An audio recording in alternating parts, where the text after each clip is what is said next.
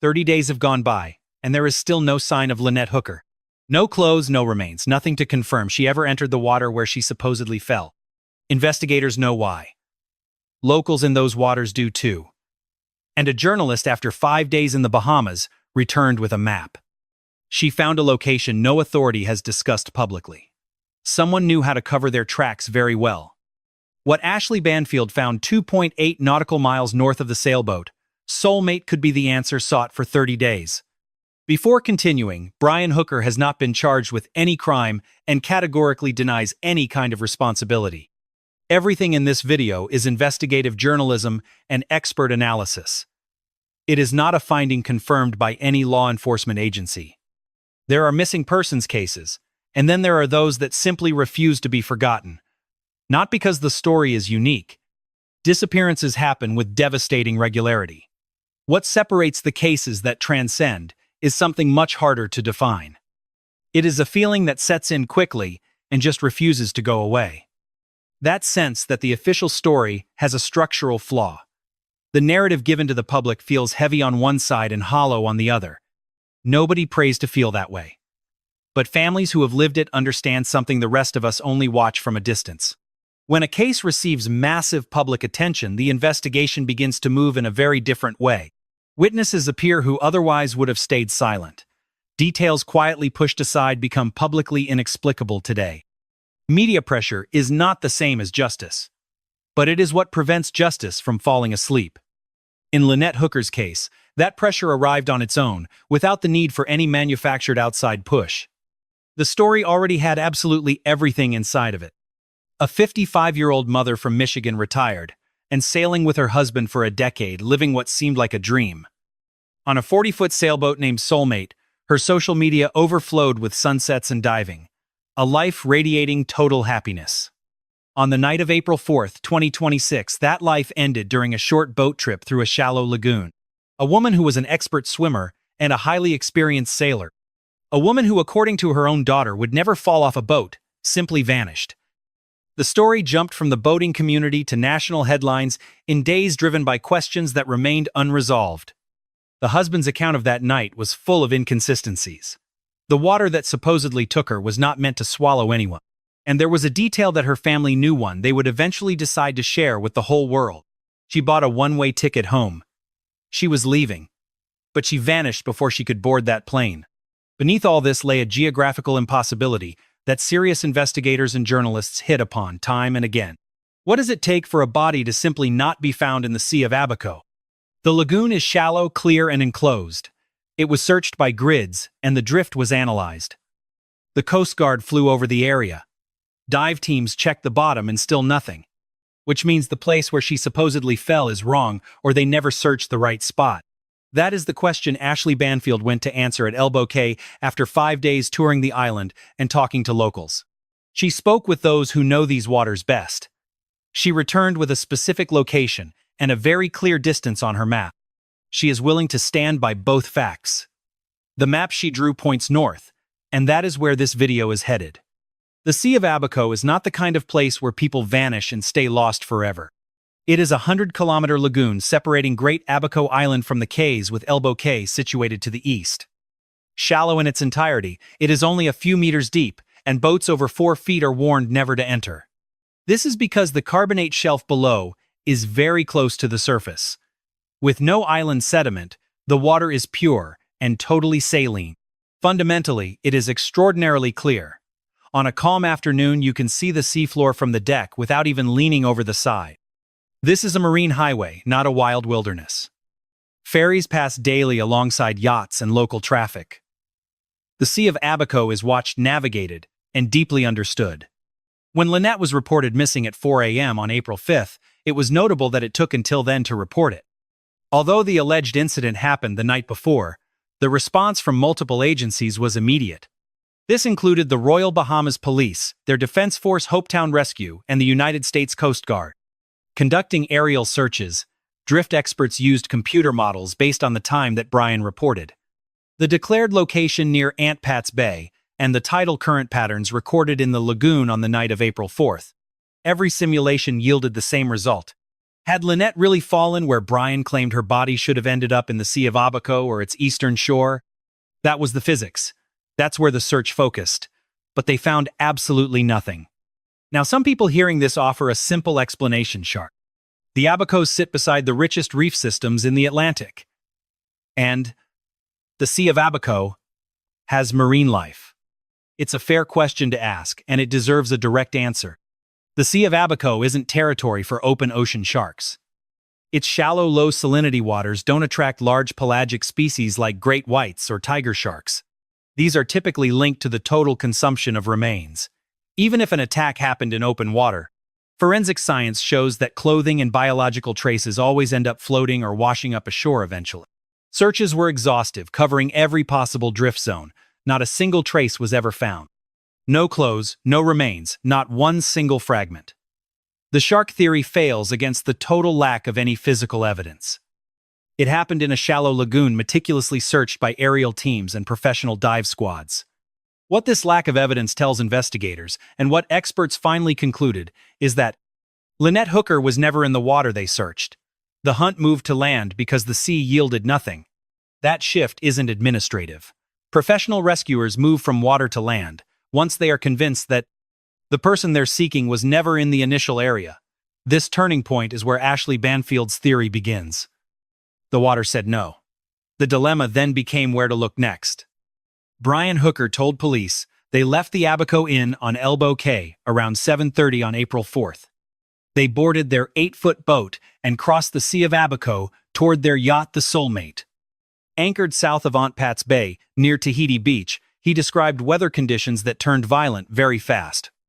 20-knot winds, choppy seas, and a sudden aggressive gust that appeared out of nowhere. He claimed Lynette was at the helm and was thrown from the boat during that chaos. She took the safety lanyard, killing the engine. He dropped anchor, lost an oar, and threw a cushion she missed. He said the wind separated them so quickly that by the time the sun set 10 minutes after she fell, according to his story, he'd already lost her. He screamed in desperation but heard nothing. He eventually drifted across the Sea of Abaco to Marsh Harbor, reaching the shipyard early Sunday morning. He found someone on the dock and finally reported his wife missing. Authorities weren't notified until 4 a.m. Nearly the entire night passed between the incident and the official report. That's the official story, and it started falling apart almost immediately. Investigation surveillance footage shows Brian and Lynette leaving the Abaco Inn for the dock between 6:38 and 6:40. Not 7:30. The sun set on Elbow Cay that evening around 7:26. That discrepancy isn't a simple mistake. If they left at 6:38, they were in clear twilight. Not the darkness, Brian claims. His entire story relies on the idea that visibility was extremely poor, that the sun was nearly gone, and that darkness and the current conspired to separate them instantly. But at 6:38 in the Abacos, visibility was perfect. There was golden hour light across a bright lagoon. As Jim Todd told Banfield, you simply don't lose sight of someone in the Sea of Abaco under those conditions. Todd was among the first to help Brian onto the search boat and knew those waters intimately. His judgment was clear. The weather Brian described didn't match what was actually happening at 6:38 that evening. Neither Brian nor his lawyers have explained the 9-hour gap between the incident and the police report. He claims he was drifting and screaming, shooting flares from the boat, that the anchor lines tangled. According to him, that took up the night. But no version explains why a man who watched his wife vanish didn't call for help. He didn't seek the nearest boat, a marina, or any house to ask for assistance at the first possible moment. The Coast Guard, the police, rescue teams could have been on the water in under an hour. Yet they weren't called until 4 in the morning. What happened between the alleged man overboard incident and 4 a.m. on April 5th remains a mystery the investigation can't explain. The time they left implies something more. Carly Allsworth told several outlets her mother never operated the inflatable dinghy. Running the engine was always Brian's job, never Lynette's. Brian's version only places Lynette at the helm because his story requires it. His account of the accident depends on the person steering the controls, being the exact same person who falls overboard. If Allsworth is right about their habits on the water, the logic here falls apart. The idea that she was driving and was thrown overboard makes zero sense from the start. Carly Allsworth raised another doubt in a News Nation interview, a question that remains unanswered in Brian's version of events.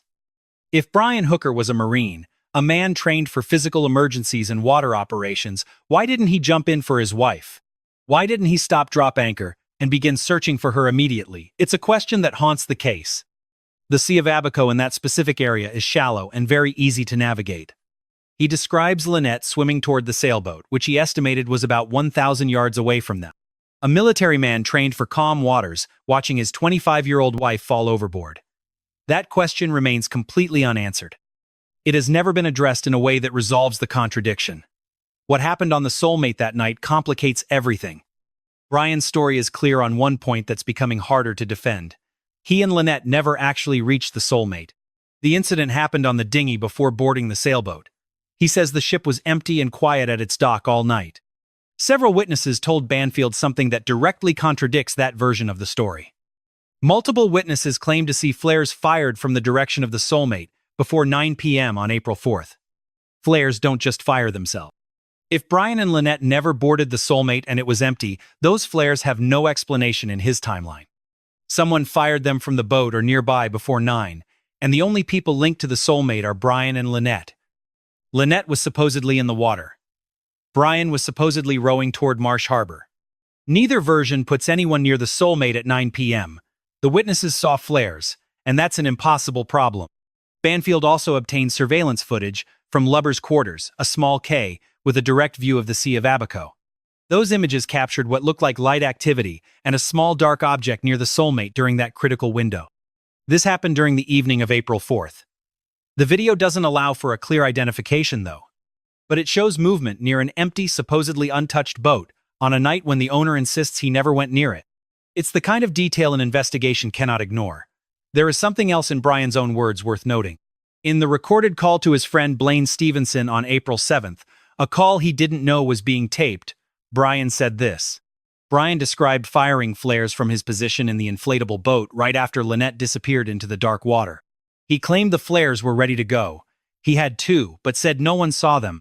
Independent witnesses saw flares from the direction of the Soulmate. If Brian fired them, why were they seen from the sailboat? Something was happening on that boat that night, something that no version of Brian Hooker's story can ever explain. Bahamian authorities searched the Soulmate with a warrant that included a digital video recorder and other electronics. Tablets and phones were seized as possible evidence in a missing person case involving potential bodily harm. That language is very deliberate. A warrant, using the phrase bodily harm, isn't exactly describing an accidental drowning. It's something much more serious. It describes what investigators believe the evidence on that boat might eventually prove. The contents of those devices are not public. Banfield believes they will reveal something significant to the investigators soon. Both the Bahamas and Coast Guard investigations remain open while that equipment is being thoroughly reviewed. Lynette Hooker was photographed around 4:30 p.m. on April 4th, the very day she vanished. She was at the pool area near the Abaco Inn. The photo shows her in a green swimming cover-up. She's wearing her Apple Watch. Banfield obtained this photo and presented it on Deep Dive as key timeline evidence. It wasn't presented as a sentimental detail, but as objective data about what Lynette was wearing that day. She was wearing these items in the hours before she vanished. That same Apple Watch was later found on the Soulmate. Brian Hooker claims they left the Soulmate together in the morning and didn't return aboard before the boat incident. If that story is true, and Lynette was wearing her watch when she fell overboard that night, as the 4:30 p.m. photo proves she had it on hours earlier, so the watch must have sunk with her. The water would have damaged it. The tide and current would have carried it far away from there. The watch couldn't return alone to a boat she supposedly never went back to, yet there it is on that boat. And there is no logical explanation in Brian Hooker's testimony that clarifies how it ended up there. Because according to him, the boat was empty, and the only person who could put it there was someone boarding after her disappearance. Rachel Shaw, Lynette's closest friend, spoke exclusively with Banfield and confirmed what Lynette's mother, Darlene Hamlet, had already described. In the weeks leading up to April 4th, Lynette wasn't as happy as her social media posts suggested. She had made a decision. The one-way ticket she bought wasn't spontaneous. It was the result of something that had been brewing for a long time. A breaking point she reached in total silence, in private, and far away from the cameras.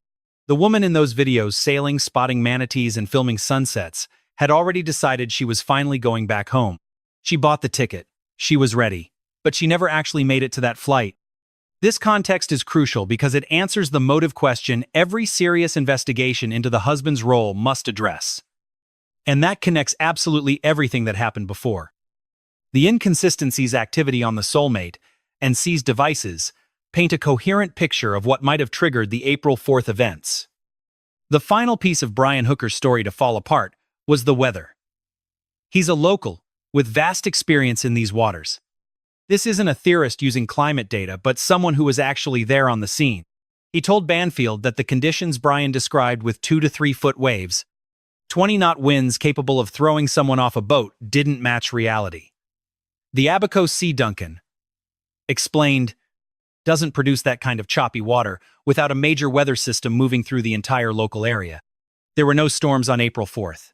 The weather conditions were nothing like what Brian claimed they were. Think about the cumulative weight of all this right now in the investigation. Surveillance videos prove the couple left the dock nearly an hour earlier than Brian stated.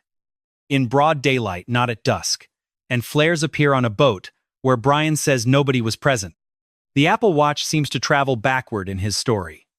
Also, they seized devices from the Soulmate, citing evidence of physical damage. And the local expert sailing that night swears the conditions Brian described simply never existed. Each detail alone could theoretically be explained. A memory lapse about the time, or a witness confused by the flares. A watch forgotten, in an unexpected place. But these things didn't happen separately in different cases with different subjects. They all converge in this one case, pointing in the same direction. None of this fits a simple accident at sea. That was how things stood when Ashley Banfield flew to Elbow Cay. She didn't arrive to see the story from scratch. But as someone who had already analyzed the public facts and reached a conclusion, the geography of the Bahamas hid an answer the general public still hadn't received from the authorities. She traveled to the island seeking that answer, and found it in a place investigators haven't confirmed searching yet. Elbow Cay is a 5-mile-long island. Hopetown, its main northern village, features colonial architecture and narrow alleys designed only for pedestrians and golf carts. A busy harbor ever since British loyalists founded the settlement back in the 1780s. The candy-striped lighthouse towers over everything else. 120 feet of red and white, visible for miles, guiding sailors through these passages since 1863. It's one of the last hand-turned kerosene lighthouses in the world. Every sailor in the Abacos follows its light. But what most tourists visiting the base of that lighthouse never see is what lies beyond. Beyond the town and harbor along the northern coast of Elbow Cay, the island's character changes completely. The Abaco Islands as a chain are geographically composed of mangrove swamps that live right alongside all their beaches. It's not a minor feature of the environment. It's the dominant physical characteristic across much of this island chain. Almost all of the smaller caves are completely uninhabited. Coastal mangroves are documented as being abundant along the island margins facing the Sea of Abaco. This stretch reaches north of Elbow Cay, past the lighthouse toward the channels dividing the island. From the shallow flats, those mangroves dominate the landscape with dense root systems sinking into the silt. Their low canopies interlace over channels that at night turn dark and practically invisible from the water. Unless you know they are there, boats do not pass these places by chance. They are not ferry routes. They are nowhere near restaurants or beach rentals. Navigating those channels after dark requires specific local knowledge earned after spending a long time on the water. Understanding the channels by instinct and experience, Banfield moved into that geography with intent to explore the shore. She measured distances from where the Soulmate anchored, relying on local wisdom from those who sail these waters professionally. She sat with Jim Todd, who was on the ground from the morning Lynette was reported as missing. She met with Captain Ronnie Duncan and spoke with anonymous local sources who asked not to be identified. Banfield determined their understanding of the Abaco geography was incredibly reliable and highly detailed. She asked about the water, the channels, routes, smells, distances, and the total isolation of those northern waterways. The image that emerged from those talks was so consistent that after 5 days, she was finally ready. She was ready to reveal a location, something investigative journalists in active criminal cases never do lightly. The spot she pointed to aligns with every verified data point within this strange criminal case. It solves the geographical enigma that surfaced during the initial searches in the Sea of Abaco. It explains the lack of drift evidence and sits 2.8 nautical miles north of the target. This is north of where Lynette Hooker was last seen alive among mangroves near the Hopetown Lighthouse. That is exactly 2.8 nautical miles north of where the Soulmate anchored in Aunt Pat's Bay. Banfield confirmed that distance by consulting local experts, people who earn their living navigating these waters daily. They know the depth of the channels and key locations, as well as a resident knows their streets. In a small outboard boat at normal speed, 2.8 nautical miles takes about 20 to 25 minutes. A boat leaving the Soulmate after dark heading north along Elbow Cay could easily enter those hidden channels. The round trip takes less than an hour in the darkness, where a small boat's passage draws no attention. These channels see no traffic from tourists or locals after dark, and remain completely uninhabited during the night. Brian Hooker is a former Marine, a detail that Blaine Stevenson himself confirmed. A former neighbor, speaking anonymously, described him as someone whose discipline came directly from strict military training. He was someone who operated under absolute terms, with a sense of structure and relentless precision. Banfield noted this logical relevance, as field training teaches one how to evaluate critical situations. Someone with that background standing at an Abaco marina with a problem to solve would notice those channels. He would recognize isolated, accessible routes that could hide odors in a safe and effective way. These are not mere geographical coincidences. They are features of a place designed to never return anything. The smell is no minor detail. Mangroves produce a potent and persistent aroma of organic decay.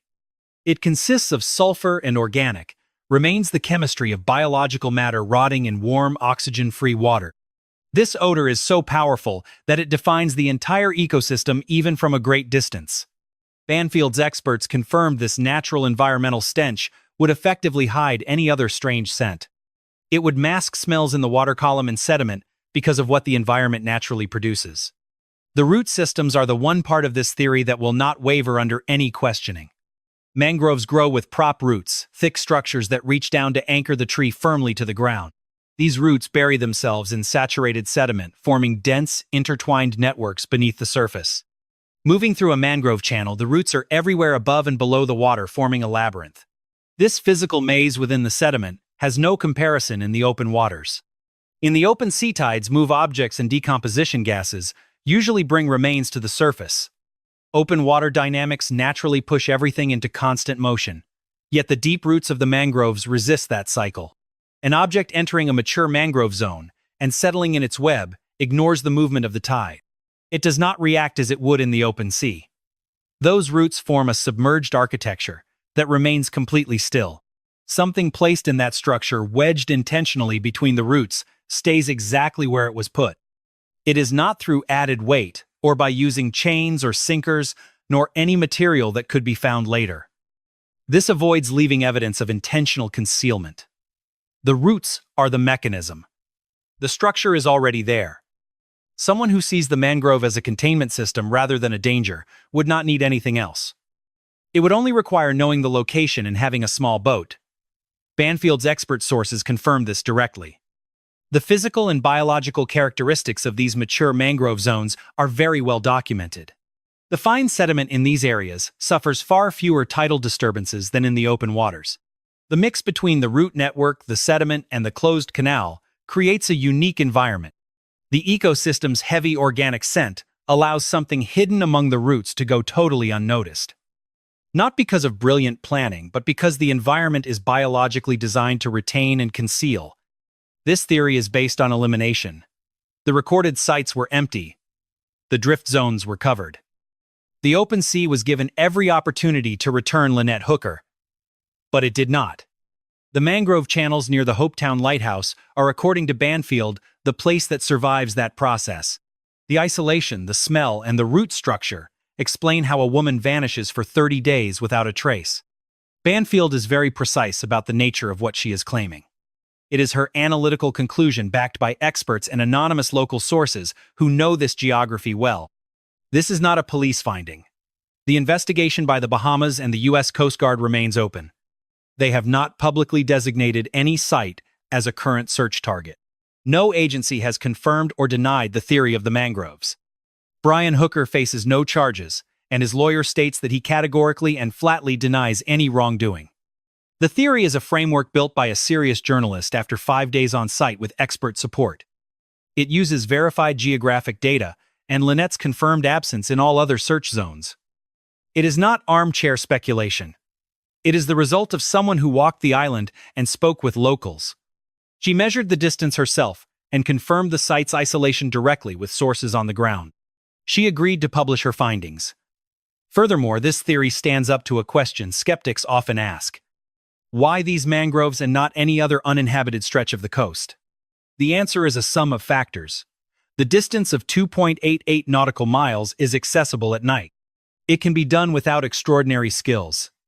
The isolation and lack of traffic or surveillance are key. The lack of witnesses during the night was confirmed by Banfield's local sources. The root system and its submerged network keep objects stationary, something the open sea does not allow. This provides the physical mechanism.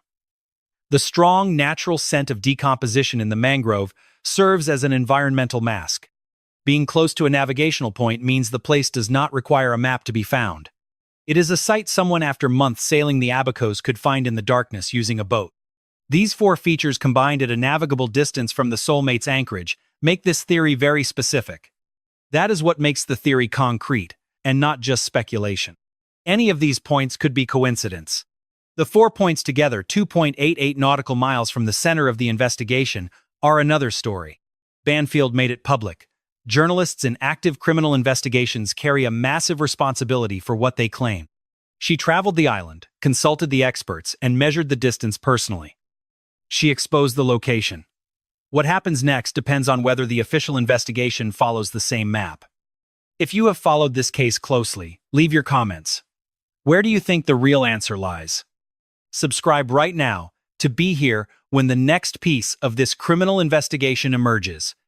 As of this recording, Lynette Hooker remains missing, and authorities have not yet officially declared her legally dead. The Royal Bahamas Police Force shifted the mission from search and rescue to search and recovery within the first few days. It is a designation reflecting a deep professional assessment, not merely a routine piece of administrative paperwork. It means rescuers concluded, based on water conditions and evidence, that Lynette has most likely passed away. The United States Coast Guard criminal investigation remains open. Electronic devices from the sailboat Soulmate are still being reviewed without public results. Brian Hooker was arrested on April 8th and remained in custody for 5 days.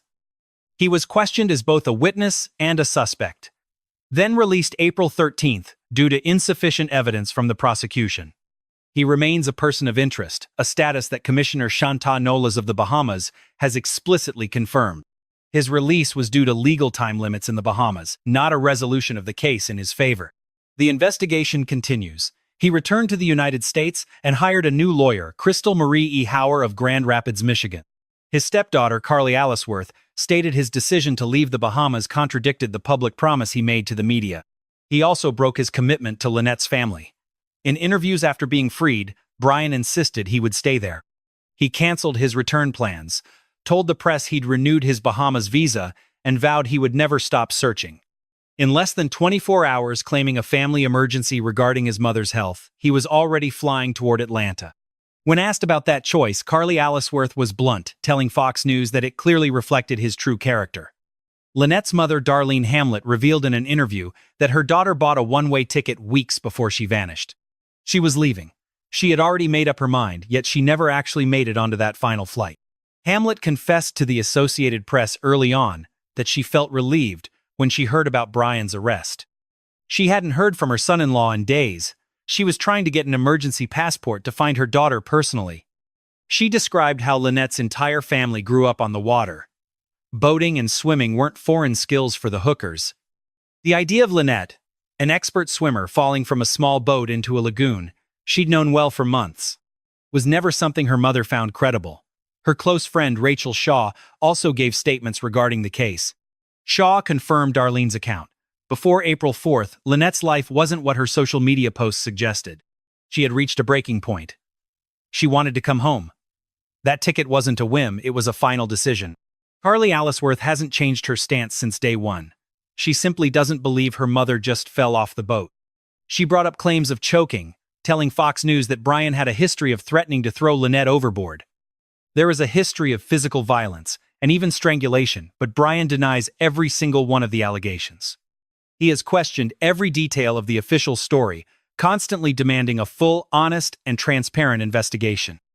And she hasn't stopped asking the question, The case still hasn't answered. Where is her mother really? The Abaco Islands are beautiful. The lighthouse has guided ships into port since 1863. Mangroves along the shore are ancient, dark, and incredibly dense. They answer only to biology, ignoring those searching from above. If Ashley Banfield is right, Lynette Hooker is in those mangroves trapped for 30 days by immovable root systems. Hidden by an ecosystem that has kept secrets much longer than this criminal investigation has even been active. Just 25 minutes from a dock that remained silent and supposedly empty on the night of April 4th. 2.8 nautical miles. That is the distance between the official story and where the evidence actually points. Lynette Hooker deserves to be found not as a headline or a case file, but as the woman who planned to come home. Her mother was rushing an emergency passport to reach the Bahamas. Her daughter hasn't stopped asking that same question. Her friend confirmed she'd already decided to leave. She had her ticket in hand. She should have made it home. What do you think happened on that boat on the night of April 4th? Share your theories in the comments. This is an active, evolving case, and every single perspective counts. If you haven't subscribed yet, do it now. We'll be here whenever updates surface in this investigation. All information comes from public sources, including Ashley Banfield's podcast and other reliable journalistic reports. Banfield's theory regarding the mangroves is her own journalistic analysis based on consultations with experts. This is not an official finding from any law enforcement agency. The investigation continues, seeking the truth for Lynette and for her entire family. This channel makes no claims regarding the guilt or innocence of any individual. This video is presented strictly for informational and documentary purposes.